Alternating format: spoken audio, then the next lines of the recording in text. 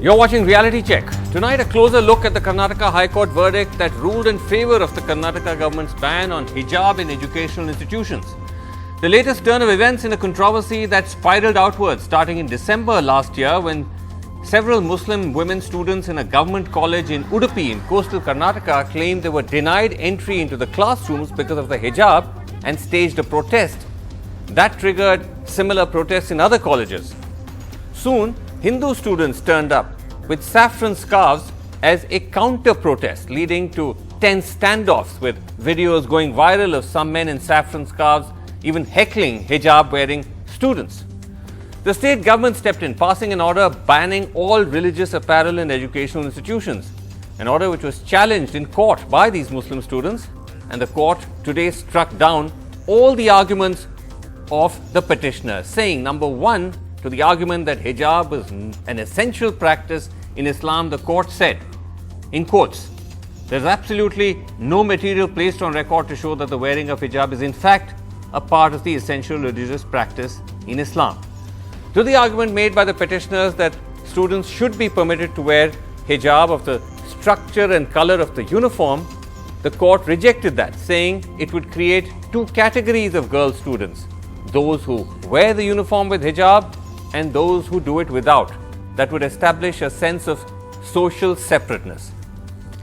To the argument made by the petitioners that centrally run Kendriya Vidyalayas do allow hijab as part of the uniform, the court rejected that, saying ours is being a kind of federal structure. The states need not toe the line of the center. The court also weighed in on how the insistence on the wearing of parda hinders the emancipation of women in general and Muslim women in particular. Finally, the court, without getting into specifics, alluded to a conspiracy behind the entire controversy, which it says was blown out of proportion by the powers that be, and that quote-unquote unseen hands are at work to engineer social unrest and disharmony, perhaps a reference to claims made by the state government in its affidavit to the court that groups like the Popular Front of India, the Muslim Students Organization, or the Students' Wing of the Popular Front of India may have actually engineered these hijab protests. Well, I spoke earlier exclusively to Dr. C.N. Ashwath Narayan. He is the Minister of Higher Education of Karnataka, and I began by asking him that while he and several other ministers have come out welcoming the verdict and saying now the girls can get back to education, the petitioners actually came out and held a press conference today where they strongly slammed and rejected the verdict, saying that in fact hijab is integral to Islam and that this verdict will actually now block or create obstacles for them to attend college.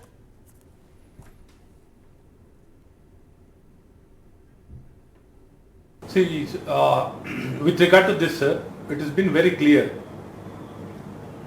I don't want to get into the religious practices and all, sir, but many a times, many of the scholars have made a very clear statement that hijab is not necessarily the religious practice and it cannot be, mandatory. It is nothing like mandatory or it is a religious practice. So I don't want to talk more about it, but since the uniform has been made, uniform has been prescribed to the schools and colleges, mandatorily following that has become the order and it needs to be enforced. So in this direction, the law was brought, the rule was brought many years back. So based on that, the implementation has happened. Somewhere some incidents took place and it became a bigger issue. So we reiterated with regard to this aspect, nothing doing. All the students, irrespective of caste, creed, religion, they need to wear a uniform. So it was reiterated and made it very clear. Yeah. The same, with regard to the same issue, people went to the court. Right. So the court also took the similar stand. And after going to the court and the government, everything is wrong. What is this, sir? But one thing I wanted to ask you. I don't understand. It is not in the public but space. one thing. It is not in the public space. See, it is only. It is only in the school what has been enforced, the school and colleges. Right, school and colleges. But one thing I wanted to ask you is, it's still not clear why exactly the state was objecting to hijab as part of the uniform, because, and this was argued in court as well, that central government run Kendriya Vidyalayas do allow hijab as part of the uniform. If it's matching colors, it is allowed in Kendriya Vidyalayas. See, in the school we didn't want all these things to be there. and it is made very clear. So we don't want anybody to take it more radical or very hard stances, trying to make it as a prestigious issues, nothing like that. See, here is one situation, it has been very clearly defined what was the uniform. Based on that, it is not during this our regime we have decided. This was decided much earlier. Whatever was decided much earlier, we are trying to enforce and continue with the same. Getting into all this kind of unwanted argument, creating this kind of confusion, or taking a hard stance doesn't help anybody. We need to work, we need to live together, we need to do things. So in this direction, to promote communal harmony, to promote education, they need to respond, not get into all these unwanted issues. Right, but when you say unwanted issues, let's just be clear that, and you can help me clarify this, that the order only applies to government colleges that don't have a fixed uniform, right? That colleges that allowed hijab as part of the uniform, they will still be able to continue to do so. Yeah, definitely. Wherever the CDCs have prescribed the uniform, there they are supposed to follow. Wherever in colleges, right. Wherever CDCs the CDCs being have prescribed the uniform, they have to follow. Right. CDCs being the Central Development Committee of the colleges. Yeah. Yes, a College Development Council. If the College Development Council committee, if it decides to have the uniform, then they have to have uniform. If it doesn't decide to have any uniform, then there is no question of preventing them. Okay. The worry though here, basically in the colleges, when it comes to the school, it is mandatory. Okay, but the worry here is that even in colleges where there was hijab permitted, because of all the controversy around it and also because of the misinterpretation of the earlier orders, they started stopping students from entering with hijab. Even teachers who were hijab wearing were stopped and asked to remove hijab. No, it is not applicable to any teachers. We are not insisting on any teachers to remove hijab and come, since it is not, they are not going to wear a uniform. It is not applicable to any of the teachers. See, the places where there are no much clarity, or this kind of, wherever some places there was no enforcement, it became much more clear. See, what is uniform, what clear stand has been taken. Based on that, everybody started enforcing.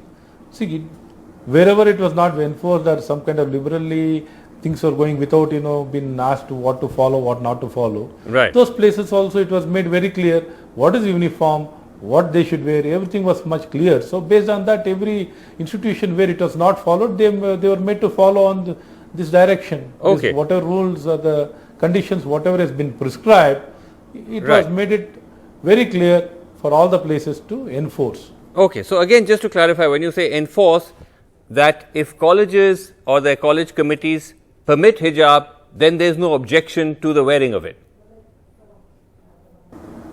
See, wherever the uniforms have been prescribed, sir, there is no question of wearing hijab or kesi stole. It is very clear. Wherever the uniforms have been prescribed. If uniform is not prescribed in some of the colleges, they are then free to wear it. Okay. All right. Now, I do want to ask you this though, that there was another worrying aspect to all this, that during these protests, we saw that there were several instances where hijab wearing girl students were heckled and harassed by these boys wearing the saffron stoles or gamchas. What is in case, and the worry is that after this order that may again start happening, what is the Karnataka government going to do to ensure that there is no repeat of that? See, it is not basically harassment, it was a differences in the understanding. So some people took it very seriously, they were very adamant that they will wear what may come. This kind of, friction led to some kind of arguments in some place, but we are not giving scope to any of these things. We have made it very clear that no communal disturbance should happen, no differences should happen. All of them need to follow. We will not give scope any kind of, for the riots or any kind of, dharnas with regard to these aspects. It was made very clear.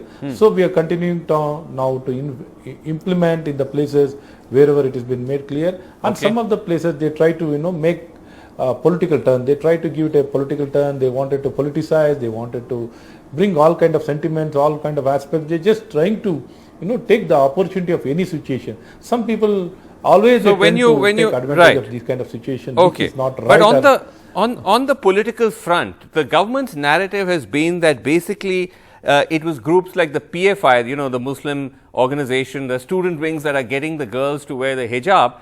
But there's been a lot of evidence, and we've also shot this, that the saffron scarves in some instances were handed out to these students by right-wing or Hindutva groups. Now, is the government also going to crack down on that?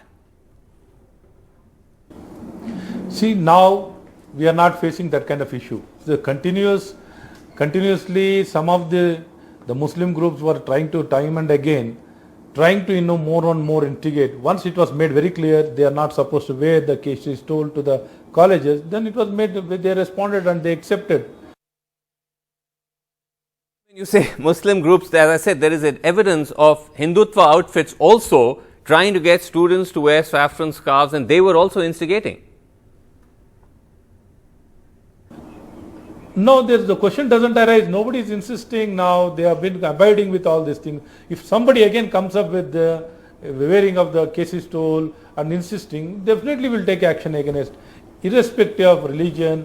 Once we have made it very clear that hijab is not permitted, then the casis toll is not also permitted. Whoever is trying to instigate all these things definitely will take action against them. There is no doubt about it.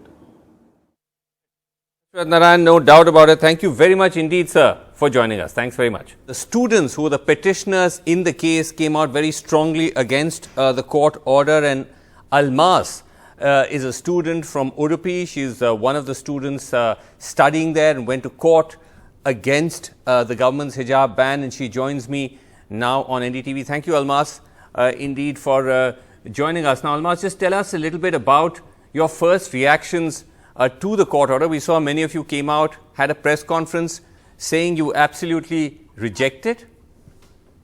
Yes, actually today, as everyone knows, that we have got a judgment on this hijab issue, and it's we didn't expect it to be like this, sir. We feel like it's injustice happening with us when our constitution itself have promised us all the fundamental rights. Now the High Court is denying it. And the High Court is saying that hijab is not essential part of our religion. When our Quran itself says that it is the essential part, when in the Quran itself, the book which we follow, in that itself, when it's written about hijab, there are some chapters in that, like Surah Al-Nur, like Surah Al-Azhab. In that it's written clearly about hijab. It's mentioned as himar. Right. A word himar is mentioned in that. And it's written about hijab in that a girl should cover her head with a veil and her chest and her whole body.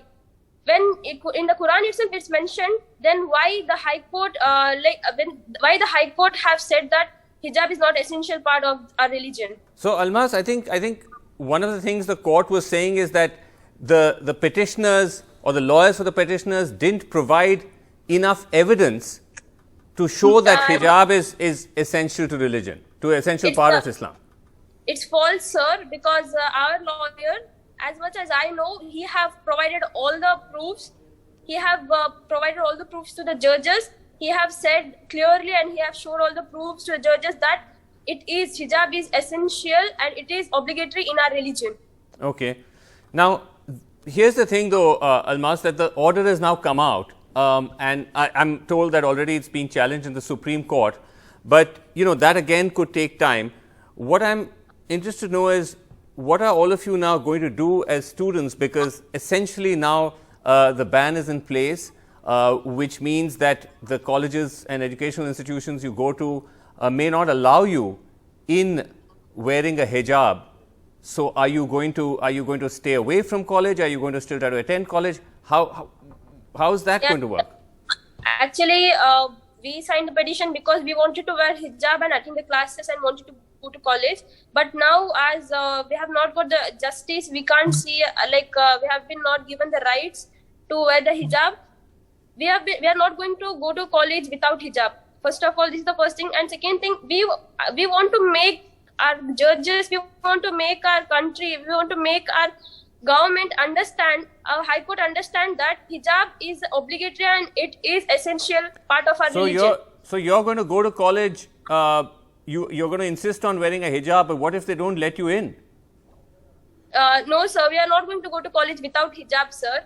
And we know that they won't let us in because from so many days, from 3 months, we have been struggling. This issue could be solved inside the college premises long ago by a principal itself. But he tried to elaborate this thing so big. Now it have become religious, communal, political, and I don't know what and all. There are several people, several students facing so much problem from this. They everyone is lagging behind from the education. They have been denying the rights from education as well as our religion. So what about the argument that was made that that this is something which is kind of forced upon you, that this is not something that you're doing by choice, but is a form of either sort of religious or social coercion, that you're sort of forced to wear the hijab? I would like to clear this thing. I have this question has been asked several times, and I'm clearing it once again that it is not by force. I am not the girl. I am not the one who would listen to others, who would get brainwashed by others and do such thing. I would literally not do such thing. It is very shameful to do such thing. I am doing this because I want to wear hijab. It is my right, and Constitution itself have promised us to practice a religion, culture, and education. So you're doing this out of your own choice? Yes, absolutely. Okay, and Almas, the last question here is that in your own institution, until this order, until this controversy, were you attending classes with hijab, or was it not allowed earlier? Or earlier it was allowed? What was the rules? Earlier, our seniors used to wear the hijab. When I was I'm in 12th standard, when I was in 11th, my seniors used to wear hijab. But that time, they didn't allow us to wear hijab. There was clear discrimination between us, and we raised the question about that. But the lockdown took place, and many things came in middle, and we couldn't do anything. And now, when we started wearing the hijab, this controversy took place. Okay, so you were wearing it earlier, and this suggestion that the state government has been making that you were sort of made to insist on this because of the pressure from certain groups like the PFI and things like that? Absolutely not, sir. It's false statement. I have no. First of all, we started this by our own with our parents, with the help of our parents. Okay. Our parents, and we tried to convince our college management and principal and everyone, but they were not at all understanding. They were not ready to give us our rights. They were not ready. They were just not ready to give us a single. They were not ready to allow us to give us a single cloth on our head, which was our right. Okay. So after that, we had to approach some student organizations. After that, it happened. After 15 days, maybe. We have been put outside of the college. After 15 days, we have approached an organization, student organization. I see. So you approached these. From there. Okay, so you did approach these organizations, but you said that was after you tried with the parents. Okay, absolutely. Right, absolutely. The last question, though. Sorry, just to check that one point, Almas. You said that you will attend college with hijab. You know that they will stop you, but then what will happen? Will you then have to miss college and classes? I'm not sure about all those things, sir, but I've been really worried. My parents and everyone have been really worried about our education also. Here, when we live in a secular country where we have option, where it is not an option to choose between our faith and our education. When we have all the rights to follow both, why are they questioning us? Why are they giving us options between uniform and education? Why is uniform so much important for them? And at this point, I would like to add one thing. Uniform, it was not compulsory before we signed the petition. It was not compulsory in all the colleges. If there is compulsory, if they said that uniform is compulsory, then it was illegal. Right after we signed the petition, the government brought an order that uniform is compulsory. You have heard about Samavastra maybe. They brought that in the middle itself. And after that, when on February 8th, when there was a High Court judgment to come on that day some ABP goons and all, they started wearing saffron shawls. And that got, that was the pressure on the High Court. Okay. They couldn't give any verdict. They couldn't give the judgment on that day. All right. You can clearly see, sir. Everyone can clearly see what's going on. Okay. All right. Well, let's see how all of this plays out. But thank you very much indeed, Almas, for joining us. Thanks very much.